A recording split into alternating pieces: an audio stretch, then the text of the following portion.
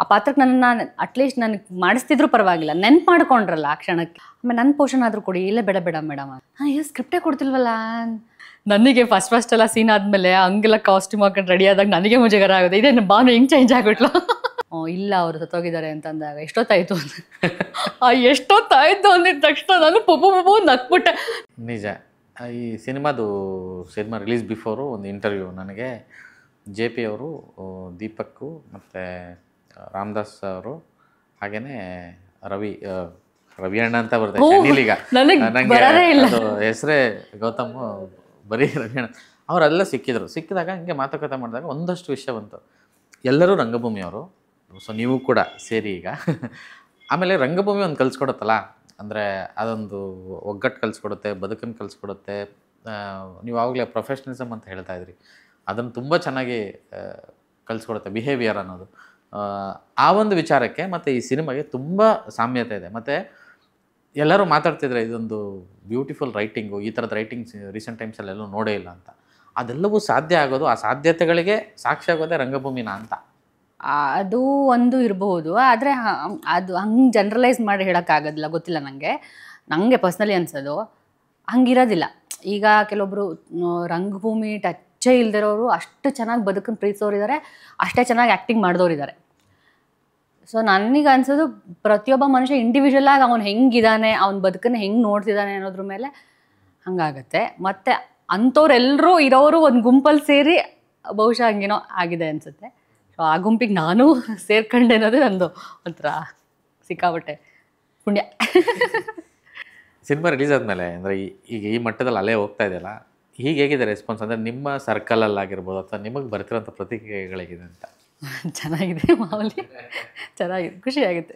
ಅಂದರೆ ಇಲ್ಲ ನಿಮಗೆ ಇವಾಗ ಈ ಥರದೊಂದು ಪಾತ್ರ ಬರೆದಿದ್ದೀವಿ, ಇವಾಗ ನಿಮಗೆ ಈ ಥರದೊಂದು ಆಪರ್ಚುನಿಟಿ ಇದೆ ಅನ್ನೋ ಕರೆಗಳಾಗಲಿ, ಅಥವಾ ಒಂದೊಳ್ಳೆ ಬೆಸ್ಟ್ ಅಪ್ರಿಷಿಯೇಷನ್ಸ್ ಅಂತ ಬಂದಿರುತ್ತೆ, ಸೊ ಅದು ಹಂಚ್ಕೋಬೋದಾ ಅಂತ? ಅದೇ ತುಂಬ ಬರ್ತಿದೆ, ತುಂಬ ಜನದ್ದು, ತುಂಬ ಕಡೆಯಿಂದ. ನಮ್ಮ ಬೀದಿ ಜನದಿಂದ ಹಿಡಿದು ನನಗೆ ಕಾಂಟ್ಯಾಕ್ಟೇ ಇಲ್ದಿರೋರು ಮತ್ತು ತುಂಬ ಸಿನಿಮಾದವ್ರು ಎಲ್ರದ್ದು ಬರ್ತಿದೆ. ಬಟ್ ನನಗೆ ಎಲ್ಲರದು ಅದೇ ಬೆಸ್ಟು, ನಾನು ಅದನ್ನು ನೆನ್ಪು ಮಾಡ್ಕೋತೀನಿ. ಬಟ್ ನಾನು ಯಾವಾಗಲೂ ಡೈರೆಕ್ಟ್ರ್ ನಂಬ್ತೀನಿ. ಯಾಕೆಂದರೆ ನಾವೆಲ್ಲ ಒಂದು 3 ತಿಂಗಳು ಆ ಪಾತ್ರದ ಜೊತೆ ಟ್ರಾವೆಲ್ ಮಾಡಿರ್ತೀವೇನೋ ಅಷ್ಟೇ. ಈಗ 6 ವರ್ಷ ಆ ಪಾತ್ರದ ಜೊತೆ ಟ್ರಾವೆಲ್ ಮಾಡಿರೋರು JP ಸರ್. ಮತ್ತು ಆ ಪಾತ್ರಕ್ಕೆ ಇವ್ರು ಸೂಟ್ ಆಗ್ಬೋದು ಅಂತ ನೆನ್ಪು ಮಾಡ್ಕೊಂಡ್ರಲ್ಲ ರಾಜ್ ಸರ್. ಎಷ್ಟೊಂದು ಜನ ಇದ್ದರು. ಅಟ್ಲೀಸ್ಟ್ ನಾನು ಆ ಪಾತ್ರಕ್ಕೆ ಅಟ್ಲೀಸ್ಟ್ ನನಗೆ ಮಾಡಿಸ್ತಿದ್ರು ಪರವಾಗಿಲ್ಲ, ನೆನ್ಪು ಮಾಡ್ಕೊಂಡ್ರಲ್ಲ ಆ ಕ್ಷಣಕ್ಕೆ, ಇವ್ರ ಹತ್ರ ಟ್ರೈ ಮಾಡಿಸ್ಬೋದು ಅಂತ ಅಂದ್ಕೊಂಡ್ರಲ್ಲ. ಸೊ ಅವರಿಬ್ಬರಿಗೆ ಸಮಾಧಾನ, ಅವರಿಬ್ಬರು ಹೇಳಿದ್ರಲ್ಲ, ನನಗೆ ಅದೇ ದೊಡ್ಡ ಕಾಂಪ್ಲಿಮೆಂಟ್. ಸೊ ಅದು ಬಹುಶಃ ನನಗೆ ಸಮಾಧಾನ ಸಿಕ್ಕಾಬಿಟ್ಟೆ ತೃಪ್ತಿ ಕೊಂಡಂಥ ವಿಷಯ. ಈ ಸಿನಿಮಾದಲ್ಲಿ ಸಾಕಷ್ಟು ಸನ್ನಿವೇಶಗಳು, ಅಂದರೆ ಅದೇ ನಿಮ್ಮ ಪೋರ್ಷನ್, ಎಸ್ಪೆಷಲಿ ನಿಮ್ಮದು ಮತ್ತು ರವಿಯಣ್ಣ ಆ ಕಾಂಬಿನೇಷನ್ನು ಮತ್ತು ಕ್ಲೈಮ್ಯಾಕ್ಸ್, ಅದೊಂದು ಶಾರ್ಟಲ್ಲಿ ಎಷ್ಟು ಕಮ್ಯುನಿಕೇಷನ್ ಆಗುತ್ತೆ. ಅಂದರೆ ಇಲ್ಲಿ ಈ ಸಿನಿಮಾದಲ್ಲಿ ನಾನು ನೋಡಿದಾಗ ಇನ್ನೊಂದು ವಿಷಯ ಅಂತಂದರೆ, ಒಂದೇ ಫ್ರೇಮಲ್ಲಿ ಅಷ್ಟು ಜನ ಕಲಾವಿದರು ಇರ್ತಾರೆ, ಅಲ್ಲೊಂದು ಮೂಮೆಂಟ್ ನಡೀತಾ ಇರುತ್ತೆ. ಸೊ ಈಗಿನ ಸಿನಿಮಾಗಳಲ್ಲಿ ಅಥವಾ ಬರ್ತಿರೋಂಥ ಸಿನಿಮಾಗಳಲ್ಲಿ ನೋಡಿರೋಂಗೆ ಇನ್ಸ್ಟೆಂಟಾಗಿ 6 ಸೆಕೆಂಡ್ 7 ಸೆಕೆಂಡ್ಗೆ ಶಾರ್ಟ್ಸ್ ಚೇಂಜ್ ಆಗುತ್ತೆ. ಬಟ್ ಇದರಲ್ಲಿ ಒಂದು ಫ್ರೇಮ್ ಇರುತ್ತೆ. ಅಂದರೆ ಈ ಥರದ್ದು ಫ್ರೇಮ್ಸ್ನ ನಾವು ತುಂಬ ಹಳೆಯ ಸಿನಿಮಾಗಳಲ್ಲಿ ನೋಡ್ತಾ ಇದ್ವಿ. ಪುಟ್ಟಣ್ಣ ಅವ್ರ ಸಿನಿಮಾಗಳು ಅಥವಾ ದೊರೆಬಗನ್ ಅವ್ರ ಸಿನಿಮಾಗಳು, ಬೇರೆಯವರು ಆ ಥರದ ಲೆಜೆಂಡ್ ಸಿನಿಮಾಗಳಲ್ಲಿ ನೋಡಿ, ಸಿದ್ಧಲಿಂಗ ಅವರ ಸಿನಿಮಾಗಳು, ಒಂದು ಫ್ರೇಮ್ ಇರುತ್ತೆ. ಆ ಫ್ರೇಮಲ್ಲಿ ಅಷ್ಟು ಕ್ಯಾರೆಕ್ಟರ್ಸು ಆ್ಯಕ್ಟ್ ಮಾಡ್ತಿರುತ್ತೆ. ಅದು ನಮಗೆ ಆಡಿಯನ್ಗೆ ತುಂಬ ಇದಾಗಿ ಫೀಲ್ ಆಗುತ್ತೆ. ಈ ಒಂದು ಸಿನಿಮಾದಲ್ಲಿ ಅಂದರೆ ಆ ಇನ್ಸಿಡೆಂಟ್ಗಳನ್ನ ನೆನೆಸ್ಕೋಬೋದ ಅಂತ, ಎಸ್ಪೆಷಲಿ ನಿಮ್ಮ ಮತ್ತು ರವಿ ಅಣ್ಣನ ಪಾತ್ರದ ಇನ್ಸಿಡೆಂಟ್ಗಳು. ಯಾಕೆಂದರೆ ಕ್ಲೈಮ್ಯಾಕ್ಸಲ್ಲಿ ಆ ಭಾವುಕತೆ, ಅಂದರೆ ಇಲ್ಲೇನೋ ಬೇರೆ ಉಲ್ಟಾ ಹೊಡ್ತಾ ಒಂದು ತ್ಯಾಗಮಯಿ ಆಗೋಗ್ತಾರೆ ರವಿ ಅಣ್ಣ ಅನ್ನೋ ಥರದ್ದು ಇನ್ಸಿಡೆಂಟ್ ಇದ್ದಾಗ ನಿಮ್ಮ ಆ ಮೂಮೆಂಟ್ ಹೆಂಗಿತ್ತು ಅಂತ ಕ್ಯಾಪ್ಚರ್ ಮಾಡಿದಾಗ ಹೆಂಗಿತ್ತು? ಮಾಮೂಲಿ ಅಂದರೆ ಪ್ರತಿದಿನದ ಥರನೇ ಇದು. ನನಗೆ ಆ ಸ್ಕ್ರಿಪ್ಟು ನನಗೆ ಅಂದರೆ ಇದರಲ್ಲೇನು ಅಂದರೆ ಇಡೀ ಸಿನಿಮಾದಲ್ಲಿ ಎಲ್ರಿಗೂ ವರ್ಕ್ಶಾಪ್ ಆಗಿದೆ, ತುಂಬ ಚೆನ್ನಾಗಿ ವರ್ಕ್ಶಾಪ್ ಮಾಡಿದ್ದಾರೆ. ಆದರೆ ಅವರಿಗೆಲ್ಲ ಒಂಥರ ವರ್ಕ್ಶಾಪ್ ಆಗಿರೋ, ನನಗೆ ಒಂಥರ ವರ್ಕ್ಶಾಪು. ನನಗೆ ಸ್ಕ್ರಿಪ್ಟ್ ಕೊಡಲಿಲ್ಲ, ಇಡೀ ಸ್ಕ್ರಿಪ್ಟ್ ಬಗ್ಗೆ ನಂಗೆ ಗೊತ್ತಿಲ್ಲ. ಇಡೀ ಸ್ಕ್ರಿಪ್ಟ್ ನಾನು ಓದ್ತೀನಿ ಅಂತಂದರೆ ಬೇಡ ಅಕ್ಕ ಅಂತ. ಆಮೇಲೆ ನನ್ನ ಪೋರ್ಷನ್ ಆದರೂ ಕೊಡಿ, ಇಲ್ಲ ಬೇಡ ಬೇಡ ಮೇಡಮ್, ಈಗ ಸ್ಕ್ರಿಪ್ಟೇ ಕೊಡ್ತಿಲ್ವಲ್ಲ. ಕತೆ ಹೇಳಿದ್ಮೇಲೆ ನೆಕ್ಸ್ಟ್ ಡೇ ರವಿ ಕೂತ್ಕೊಂಡು ನನಗೆ ಡೈಲಾಗ್ ಎಲ್ಲ ಹೇಳಿದ್ರು. ಅಂದರೆ ನಾನು ಈ ಭಾಗದೊಳಗಿರೋದ್ರಿಂದ ಸಣ್ಣ ಸ್ಲ್ಯಾಂಗ್ ಒಂಚೂರು ಸ್ವರ ಆ ಕಡೆ ಈ ಕಡೆ ಆದರೂ ಅದು ಒಂಥರ ಅಸಹ್ಯ ಕೇಳಿಸುತ್ತೆ, ಇದೊಂಚೂರು ಟ್ರೈ ಮಾಡಿ ನೀವು ಅಂತ 1-2 ಸಲ ನನಗೆ ಆ ಡೈಲಾಗನ್ನೆಲ್ಲ ಹೇಳಿದ್ರು. ನಾನು ಅದನ್ನು ರೆಕಾರ್ಡ್ ಮಾಡಿಕೊಂಡೆ ಅಷ್ಟೇ. ಆ ಟೋನ್ ಕೇಳ್ತಿದ್ರೆ ಅಟ್ಲೀಸ್ಟ್ ಏನಾದರೂ ಕೂರ್ಬೋದು ಅಂತ. ಅದು ಬಿಟ್ಟರೆ ನನಗೆ ಸ್ಕ್ರಿಪ್ಟ್ ಬಗ್ಗೆ ಏನೇನೂ ನಂಗೆ ಟಚ್ ಇಲ್ಲ. ನಾನು ಡೈರೆಕ್ಟಾಗೆ ಶಾರ್ಟಿಗೆ ಹೋಗಿದ್ದೆ. ನನ್ಗೆ ಯಾಕೆ ಇವರು ಸ್ಕ್ರಿಪ್ಟೇ ಕೊಡ್ತು ನನಗೇನು ಅಂದರೆ ಚೆನ್ನಾಗಿದೆ ಕ್ಯಾರೆಕ್ಟ್ರು, ಅದು ತುಂಬ ಚೆನ್ನಾಗಿ ಮಾಡಬೇಕು, ಏನೋ ಉತ್ಸಾಹ ಇರುತ್ತಲ್ಲ, ಏನೋ ಅಂತ ಚೆನ್ನಾಗಿ ಮಾಡಬೇಕು, ಚೆನ್ನಾಗಿ ವರ್ಕ್ ಮಾಡ್ಕೋಬೇಕು, ಹಾಗೆ ಹೇಗೆ ಅಂತ ನಾನು ಕೇಳ್ತಾ ಇದ್ದೀನಿ. ನಾನು ಮುಂಚೆನೇ ಬಂದು ಇಲ್ಲಿರ್ತೀನಿ, ಯಾರಾದರೂ ಕ್ಯಾರೆಕ್ಟರೈಸೇಷನ್ ಟ್ರೈ ಮಾಡ್ತೀನಿ, ನೋಡ್ತೀನಿ, ಹಾಗೆ ಹೇಗೆ ಅಂತ ಏನೇನೋ ಕೇಳ್ತಿದ್ದೀನಿ. ಇಲ್ಲ ಅಕ್ಕ, ಏನು ಬೇಡ, ನೀವು ಆರಾಮಾಗಿರಿ, ನೀವು ಆರಾಮಾಗಿ, ಏನು ಬೇಡ ಏನು ಬೇಡ ಏನು ಬೇಡ ಅಂತ ಅಂತಿದ್ರು. ಸೊ ಇದು ಈ ಕ್ಯಾರೆಕ್ಟರ್ಗೆ ಬೇಕಾಗಿರೋ ವರ್ಕ್. ಅಂದರೆ ಬಾನು ಪ್ಲೇನ್ ಆಗಬೇಕು ನಮಗೆ, ಅವಳ ಆ ಕ್ಷಣಕ್ಕೆ ಸ್ಪಂದಿಸ್ಬೇಕು, ಅವಳಿಗೆ ಸಿಗೋದೆಲ್ಲ ಹೊಸ್ತೆ, ಅವಳ ಜೀವನದಲ್ಲಿ ಏನೂ ಇಲ್ಲ, ಖಾಲಿ ಇದ್ದಾಳೆ, ಅವಳಿಗೆ ಬದುಕ್ತಿದ್ದಾಳೆ ಅಷ್ಟೇ. ಸೊ ಅವಳು ಖಾಲಿ ಇರೋದ್ರಿಂದ ಅವಳ ಜೀವನದಲ್ಲಿ ಕಾಣೋದೆಲ್ಲ ಹೊಸ್ತೆ, ಅವಳ ಪ್ರತಿಕ್ರಿಯೆನೆಲ್ಲ ಹೊಸದಾಗಿ ಇರಬೇಕು.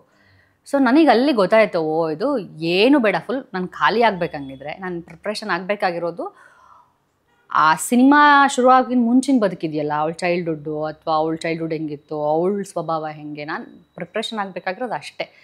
ಇನ್ನೇನೋದಕ್ಕೂ ತಲೆ ಕೆಡಿಸ್ಕೊಳ್ಳೋದು ಬೇಡ, ಅಲ್ಲಿ ಏನಾಗುತ್ತೆ ಅದನ್ನು ರಿಯಾಕ್ಟ್ ಮಾಡಬೇಕು ಅಂತ. ಅಲ್ಲಿಗೆ ನಂದು ಇದು ವರ್ಕ್ಶಾಪ್, ನಂದು ಅವ್ರು ನನ್ನನ್ನು ಪ್ರಿಪೇರ್ ಮಾಡಿದ್ದು. ಸೊ ಇನ್ನೆಲ್ಲವೂ ನನಗೆ ಅಲ್ಲಿ ಹೊಸ್ತೆ. ಅಲ್ಲಿ ನಿಮ್ದು ಈ ಸೀನು ಅಂದರೆ ನನ್ಗೆ ಆಮೇಲೆ ಏನು ಅಂದರೆ ನನಗೆ ಇಷ್ಟೆಲ್ಲ ಗೊತ್ತಿಲ್ಲ ನನಗೆ. ಅಂದರೆ ಸಾಂಗ್ಸ್ ಎಲ್ಲ ಇರುತ್ತೆ, ಮಾಂಟೇಜ್ ಎಲ್ಲ ಇರುತ್ತೆ ಅನ್ನೋದು ಗೊತ್ತಿರಲಿಲ್ಲ ನನಗೆ. ಅದೆಲ್ಲ ಅಲ್ಲೇ ನನಗೆ ಫಸ್ಟ್ ಎಲ್ಲ ಸೀನ್ ಆದಮೇಲೆ ಹಂಗೆಲ್ಲ ಕಾಸ್ಟ್ಯೂಮ್ ಹಾಕೊಂಡು ರೆಡಿ ಆದಾಗ ನನಗೆ ಮುಜುಗರ ಆಗೋದು, ಇದೇನು ಬಾನು ಹಿಂಗೆ ಚೇಂಜ್ ಆಗ್ಬಿಟ್ಲು. ಆಮೇಲೆ ರವಿ ನಾನು ಸಣ್ಣ ಪುಟ್ಟದೇನಾದರೂ ಮಾತಾಡ್ಕೊಂತಿದ್ವಿ, ಹಿಂಗೆ ನಾವು ಎಕ್ಸ್ಪ್ರೆಷನ್ ಕೊಡೋಣ, ಇದಾಗಿತ್ತು. ಆಮೇಲೆ ಚೆನ್ನಾಗಿ ಬಂದಿಲ್ಲ, ನಾನು ಮಾನಿಟರ್ ನೋಡಲ್ಲ ಸಾಮಾನ್ಯವಾಗಿ, ನಂಗೆ ಮಾನಿಟರ್ ನೋಡೋಕ್ಕೆ ಭಯ. ಆಮೇಲೆ ಡೈರೆಕ್ಟ್ರ್ ಮುಖ ನೋಡ್ತಾ ಇರ್ತಿದ್ದೆ, ಅವ್ರಿಗೇನು ಜೆ.ಪಿ. ಸರ್ ಓಕೆನಾ, ಇನ್ನೊಂದ್ಸಲ ಟ್ರೈ ಮಾಡಿ, ಇಲ್ಲ ಕರೆಕ್ಟಾಗಿದೆ ಅಂತ ಅನ್ನೋರು. ಅಥವಾ ಇನ್ನೇನಾದರೂ ಚೇಂಜಸ್ ಇದ್ದರೆ ಹಿಂಗೇನಾದರೂ ಟ್ರೈ ಮಾಡಿ ಅಂತ ಹೇಳೋರು. ಮಜಾ ಇತ್ತು ಒಟ್ಟಿನಲ್ಲಿ. ಮತ್ತು ಅವರೆಲ್ಲ ಸಿಕ್ಕಾಬಟ್ಟೆ ಮಜಾ ಮಾಡ್ತಾರಲ್ಲ, ನನ್ನ ಪೋರ್ಷನ್ ಮಾತ್ರ ಸ್ವಲ್ಪ ಹಿಂಗಿರೋದು. ಫಸ್ಟ್ ಟೈಮ್ ಇವರೆಲ್ಲರೂ ಬರ್ತಾರಲ್ಲ 5 ಜನ, ಅಂದರೆ ಬಾನು ಮೊದಲನೇ ಸಲ ಎಂಟ್ರಿ ಆಗ್ತಾಳಲ್ಲ, ಬಗ್ ನೋಡ್ತಾಳಲ್ಲ, ಅವಾಗ ನಮ್ಮ ಭಾವ ಇದ್ದಾರಲ್ಲ, ನಮ್ಮ ಭಾವ ಬಂದ್ಬಿಟ್ಟು ಕೇಳ್ತಿರ್ತಾರೆ, ಯಾರು ನಿಮ್ಮ ಅಮ್ಮನ ಅಂತಾಗೆಲ್ಲ ಕೇಳಿದಾಗ, ಇಲ್ಲ ಅವರು ಸತ್ತೋಗಿದ್ದಾರೆ ಅಂತ ಅಂದಾಗ, ಎಷ್ಟೊತ್ತಾಯಿತು ಅಂತ. ಎಷ್ಟೊತ್ತಾಯಿತು ಅಂದಿದ್ದ ತಕ್ಷಣ ನಾನು ಪಪ್ಪು ನಕ್ಬಿಟ್ಟೆ. ನಂಗೆ ಅವ್ರಿಗೆ ಪಾಪ ಕ್ಲೋಸಪ್ ಇದೆ ಅಂದ್ಬಿಟ್ಟು ನಾನು ತಿರ್ಕೊಂಬಿಟ್ಟೆ ಸಡನ್ನಾಗಿ ಅಮ್ಮನ ಫೋಟೋ ನೋಡೋ ಥರ. ನಂಗೆ ನಗು ತಡಿಯೋಕ್ಕಾಗ್ತಿಲ್ಲ. ಪಾಪ ಅವ್ರು ನಕ್ಬಿಟ್ಟು ಅವ್ರಿಗೆ ಕ್ಲೋಸಪ್ ಇದೆ. ಅಂದರೆ ಅವ್ರು ಸಣ್ಣ ಸಣ್ಣ ಆ್ಯಕ್ಷನ್ಗಳೆಲ್ಲ ಎಷ್ಟು ಬ್ಯೂಟಿಫುಲ್ಲಾಗಿ ಮಾಡ್ತಾರೆ, ಎಷ್ಟು ಚೆನ್ನಾಗಿ ಕನ್ವೆ ಆಗಿಬಿಡುತ್ತೆ. ಅಂದರೆ ನಾನು ಕಾಂತಾರದಲ್ಲಿ ಅವರೆಲ್ಲ ಆ್ಯಕ್ಟಿಂಗ್ ನೋಡಿದಾಗ ಹೆಂಗೆ ಮಾಡ್ತಾರೆ ಇವ್ರು, ಆ್ಯಕ್ಟಿಂಗ್ ಮಾಡೋದೇ ಗೊತ್ತಾಗಲ್ವಲ್ಲ, ಮತ್ತು ಇಷ್ಟು ಚೆನ್ನಾಗಿ ಕನ್ವೆ ಆಗುತ್ತಲ್ಲ ಅಂತ ಅನ್ಸೋದು. ಬಟ್ ಅದನ್ನು ಡೈರೆಕ್ಟಾಗೆ ನೋಡಿದಾಗ ಸರಿ ಮಜಾ ಮಾಡ್ತಾರೆ ಅವರು. ಆ ಸಣ್ಣದನ್ನೆಲ್ಲ ಸಖತ್ತಾಗಿ ಇಂಪ್ರೂವೈಸ್ ಮಾಡ್ಕೊತಾರೆ. ಸಿಕ್ಕಾಬಟ್ಟೆ ಕಲಿಯೋಕ್ಕಿತ್ತು ಅವರಿಂದ. ನಂದು ಹಿಂಗೆ ಅಪೋಸಿಟು. ನಾನು ಆಮೇಲೆ ನನಗೆ ಕ್ಲೋಸಪ್ ಅಂತ, ಅಯ್ಯೋ ಮುಗೀತು ಕತ್ತೆ ನನಗೆ. ನಾನು ನಾಲಿಗೆಲ್ಲ ನಿಮ್ಗೆ ಟೈಟಾಗಿ ಅಂಗ್ಲೆಲ್ಲ ಹತ್ರ ಇಟ್ಕೊಂಡು ನಗ್ಬಾರ್ದು ಅಂತಾರೆ. ಅದಕ್ಕೆ ನಮ್ಮ ಕ್ಯಾಮ್ರಾಮನ್ ಸರ್ ನೀವು ನಗ್ತಿರೇನೋ ಅಂದ್ಬಿಟ್ಟು ನಾನು ಹಿಂದೆ ಹೋದೆ ಸ್ವಲ್ಪ ಅಂತ. ಅಷ್ಟು ಮಜಾ ಇತ್ತಾವೆಲ್ಲ. ಲಾಸ್ಟು ಅಷ್ಟೇ.